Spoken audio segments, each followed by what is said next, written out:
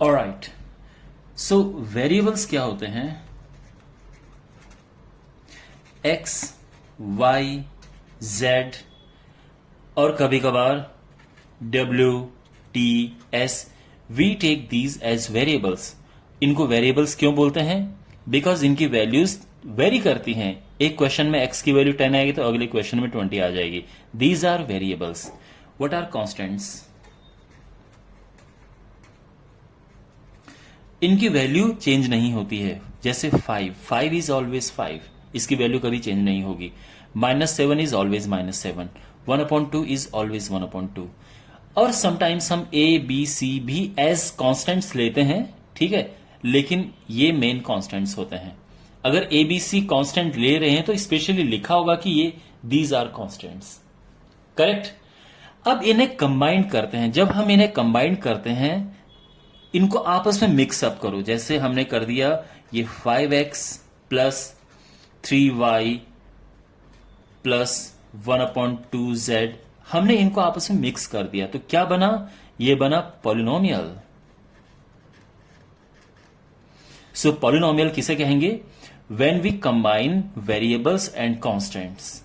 But हर बार combine करके पॉलिनोमियल बनता है? नो, इसकी कंडीशन होती है। कंडीशन क्या होती है? पॉलिनोमियल्स होते हैं जिनमें वेरिएबल की पावर होल नंबर होता है। Powers of variables are in whole number. So what I mean कि अगर आपके पास 5 स्क्वायर रूट एक्स है प्लस वाई, ये पॉलिनोमियल नहीं है। क्यों पॉलिनोमियल नहीं है? बिकॉज यहां पे x की पावर होल नंबर नहीं है, यहां पे x रूट में है।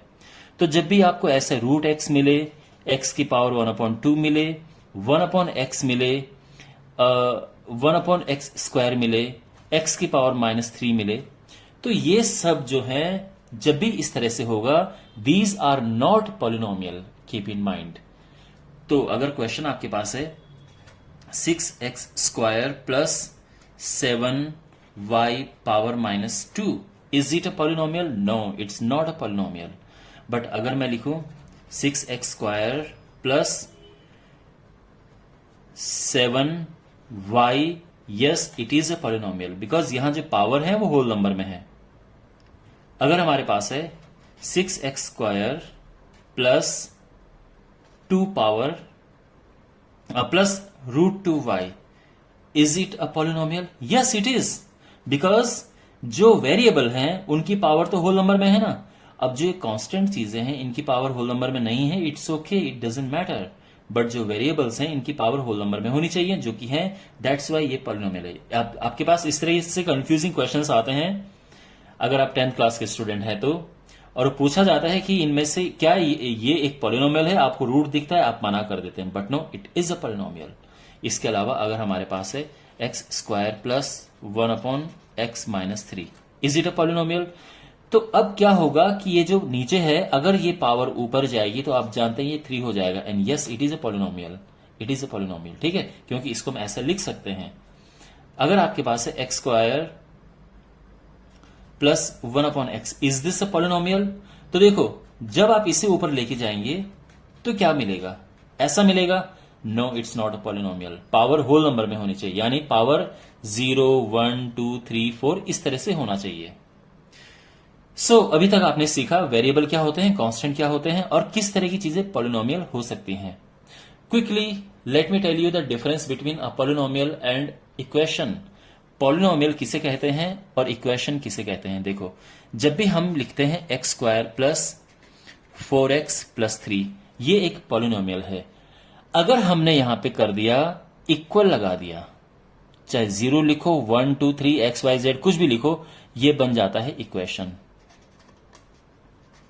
तो ये पॉलिनोमियल है, ये पॉलिनोमियल है, ये पॉलिनोमियल है, लेकिन अगर मैंने इक्वल में कुछ लिख दिया, इट बिकम्स एन इक्वेशन। तो आपको डिफरेंस समझ आ गया? Difference between a polynomial and an equation. Alright, one more thing, जब हम पॉलिनोमियल को रिप्रेजेंट करते हैं, when we represent a polynomial, तो अक्सर हम उसको पी की फॉर्म में लिखते हैं। P stands for polynomial. And sometime आपको इसके अंदर लिखना होता है कि ये जो पॉलिनोमियल है ये किस टर्म्स में है। तो यहां पे x है, y है, z है, तो आप लिखते हैं x, y, z, यानी जो पॉलिनोमियल है ये x, y और z की टर्म में है। अब आप ये मत समझना कि इक्वल लग गया है तो ये इक्वेशन बन गया। No, it is still a polynomial, but ये एक सिंबलाइज कर रहा है इसे। ठीक है, अगर आप यहां इक्वल करके कुछ लगाते हो then it becomes an equation. Anyway, this is an equation और ये पॉलिनोमियल है। यहां पे देखो, फॉर एग्जांपल दिस, यहां पे आप लिख सकते हैं P X comma Y, because ये जो पॉलिनोमियल है this is in terms of X and Y. जैसे यहां पे ये है, आप इसको लिख सकते हैं P x, just P x, क्योंकि यहां पे ओनली एक्स है। ये भी ना, खैर ये तो पॉलिनोमियल ही नहीं है तो इसको क्या लिखना है। तो यहां पे आप देख सकते हैं, और पी कोई जरूरी नहीं हर बार पी हो, आप चाहो तो जी लिख सकते हो, G X Y, you can write this. ठीक है, फॉर एग्जाम्पल ये है तो इसको मैं लिख सकता हूं F X Y. It's okay, I can take as, I can write P F G, it doesn't matter.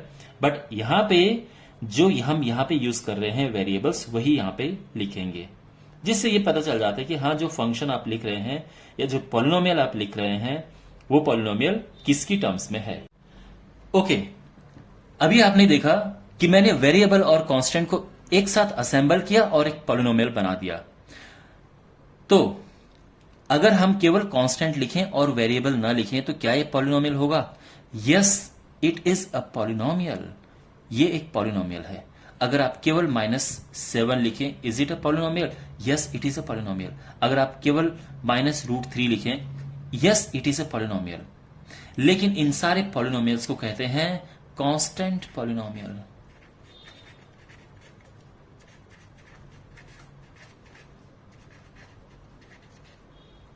These are constant polynomials because they do not have any variable, they have only constant. और अगर आप केवल 0 लिखते हैं तो वो क्या होता है? तो जो 0 है that is called zero polynomial.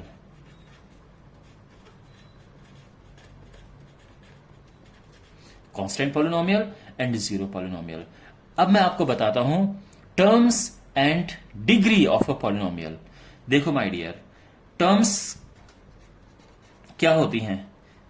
जब भी हम पॉलिनोमियल लिखते हैं तो उसमें प्लस और माइनस से सेपरेट होने वाली जितने भी अलग अलग चीजें होती हैं इनको हम टर्म्स कहते हैं। तो अगर मैं लिख रहा हूं x² प्लस 4x माइनस 7, तो इसमें 3 टर्म्स हैं, बिकॉज प्लस और माइनस ने इनको सेपरेट कर रखा है। 1 term, 2 term, 3 term. If I have x plus 4, तो इसमें कितनी है? इसमें 2 टर्म्स हैं, तो ये है 3 टर्म्स और इसमें है 2 टर्म्स। अंडरस्टैंड? ओके, अब यहां पे एक चीज समझो, जब भी आप किसी पॉलिनोमियल में जब भी एक टर्म होती है, when a polynomial has only 1 term, it is called monomial. Mono means 1। तो अगर मैं लिखूं 4x, ये एक मोनोमियल है। अगर मैं लिखूं x², ये भी एक मोनोमियल है। अगर लिखूं मैं जस्ट 1/4, ये भी मोनोमियल है। अगर लिखूं मैं x power 6, it is also monomial. इसमें 100x पावर 6 लिख दो, अभी भी ये मोनोमियल है, बिकॉज एक टर्म है। अगर मैं लिखूं 100x प्लस 2, तो अब ये बाइनोमियल, अब ये अलग हो गया, it's not a monomial. Okay, तो 1 term is monomial. When we take 2 terms, तो ये बन जाता है binomial. So x plus y is a binomial.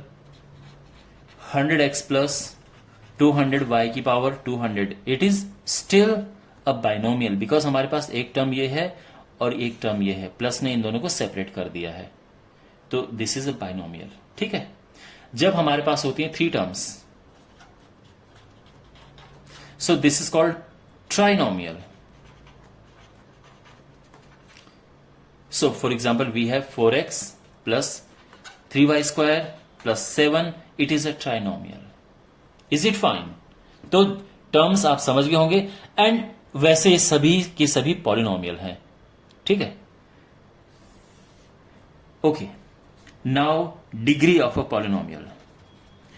तो डिग्री होती है किसी भी पॉलिनोमियल की लार्जेस्ट या highest power of one of its variable किसी भी वेरिएबल की जब हम हाईएस्ट पावर जो भी होती है वो उसकी डिग्री होती है. So if I have x power 100 plus 2y power 200, इसकी डिग्री क्या है? इसकी डिग्री है 200, बिकॉज जो वेरिएबल है इसकी पावर में 200 है. यहां 100 है बट ये ज्यादा बड़ा है. If I take x power 100 plus 5 power 300, तो इसकी डिग्री क्या है? 100 है. क्यों? क्योंकि 300 कांस्टेंट के ऊपर लगा है, वेरिएबल के ऊपर नहीं लगा है. वी टेक वेरिएबल, वेरिएबल के ऊपर लगना चाहिए. तो डिग्री समझ आ गया, सिंपल. अब डिग्री में एक्चुअली और भी चीजें हैं, वो मैं आपको समझाता हूं. देखो माय डियर, हमारे पास जो डिग्री है, अगर डिग्री होती है 1,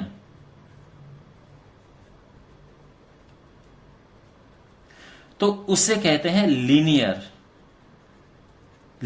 पॉलिनोमियल. जब डिग्री 1 होती है that is called linear polynomial. तो डिग्री 1 के एग्जांपल क्या है? x plus Y. भाई डिग्री 1 है ना, सबसे बड़ी पावर 1 है. x प्लस 6 अभी भी डिग्री 1 है. 4x अभी भी डिग्री 1 है. x प्लस 5 की पावर 20 अभी भी डिग्री 1 है, क्योंकि वेरिएबल की पावर तो 1 है. ठीक है, तो अब आप समझ गए डिग्री 1 और ये सारे लीनियर पॉलिनोमियल्स हैं. अब जहां पे डिग्री 2 होती है, डिग्री जब 2 होती है उनको कहते हैं क्वाड्रेटिक पॉलिनोमियल्स. तो डिग्री 2 के एग्जाम्पल क्या है? देखो, X square plus Y square. तो इन दोनों की डिग्री, इसकी पावर 2 है, इसकी पावर भी 2 है, ये क्वाड्रेटिक पॉलिनोमियल है.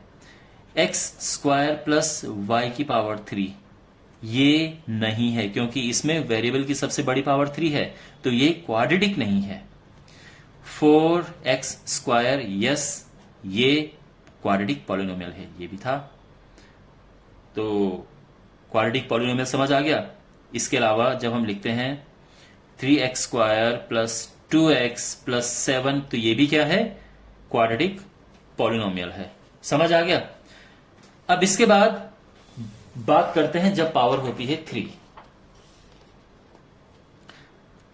डिग्री जब 3 होती है तो उसको क्या बोलते हैं? क्यूबिक. सिंपल, आपने सुना होगा, degree 3 cubic polynomial. So some examples: 4x power 3 plus 2y square plus 7, ये है क्यूबिक पॉलिनोमियल, इसकी डिग्री 3 है. 7x square plus 3y cube plus 2, ये भी क्यूबिक पॉलिनोमियल है, क्योंकि सबसे बड़ी पावर वेरिएबल की 3 है. तो आई थिंक आपको क्यूबिक पॉलिनोमियल समझ आ गया होगा. अब इसके बाद बात करते हैं डिग्री 0 की. डिग्री 0 किस में होती है? जिसमें वेरिएबल की पावर 0 हो, यानी वेरिएबल हो ही नहीं, और उसको कहते हैं कांस्टेंट पॉलिनोमियल. अभी मैंने पढ़ाया भी था. तो कांस्टेंट पॉलिनोमियल में डिग्री 0 होती है. तो अगर आप लिखो केवल 4, इसकी डिग्री क्या है? 0. 6 0, इसकी डिग्री भी 0 है, क्योंकि इसमें वेरिएबल तो है ही नहीं. अच्छा, लेकिन अगर हमारे पास है 0, तो मैंने क्या कहा था? 0 एक 0 पॉलिनोमियल होता है. It is a 0 polynomial. ठीक है, बताया था ना, 0 इज 0 पॉलिनोमियल. अगर आपसे क्वेश्चन पूछा जाए कि इसकी डिग्री क्या है, तो इसका आंसर आएगा not defined. Always keep in mind, and this is very important, very important. ये बहुत बार पूछा जाता है कि डिग्री या 0 पॉलिनोमियल की डिग्री क्या होती है, तो आप लिखेंगे it's degree is not defined. Correct. तो अभी तक आपको समझ आ गया डिग्री क्या होती है. अब मैं आपको बताता हूं कोएफिशिएंट. सो अगर आपके पास कोई पॉलिनोमियल है, मैं लिख देता हूं px. 4x square minus 3x plus 2. तो इसमें अगर मैं कहूं कि कोएफिशिएंट ऑफ एक्स स्क्वायर क्या है, तो एक्स स्क्वायर के साथ में क्या लगा है? वो कोएफिशिएंट होता है. तो इसका कोएफिशिएंट 4 है, ठीक है। कोएफिशिएंट ऑफ x क्या है, तो वो -3 है। You can see coefficient of x cube क्या है, आपको x क्यूब दिखाई दे रहा है यहां पे, नहीं, तो ये 0 है। तो जब आपके पास कुछ नहीं होता है और उसका कोएफिशिएंट पूछा जाए, दैट इज 0। तो आई थिंक आपको कोएफिशिएंट भी समझ आ गया होगा। ओके, अब अगर आपको क्वेश्चन पूछा जाए कि आप लिखो एक बाइनोमियल विद डिग्री 50, बाइनोमियल होना चाहिए पर डिग्री 50 होनी चाहिए। तो पहली बात तो उसमें टर्म्स 2 होनी चाहिए, बीच में प्लस या माइनस कुछ भी हो सकता है, और जो सबसे बड़ी पावर है वो वेरिएबल की 50 होनी चाहिए। तो क्या होगा, x की पावर 50 प्लस यहां पे कुछ भी लिख दो, 5 लिख दो, y लिख दो, इट डजेंट मैटर। ओके, तो ये हमारे पास बाइनोमियल है और डिग्री 50 है। अच्छा, अगर मैं लिखूं कि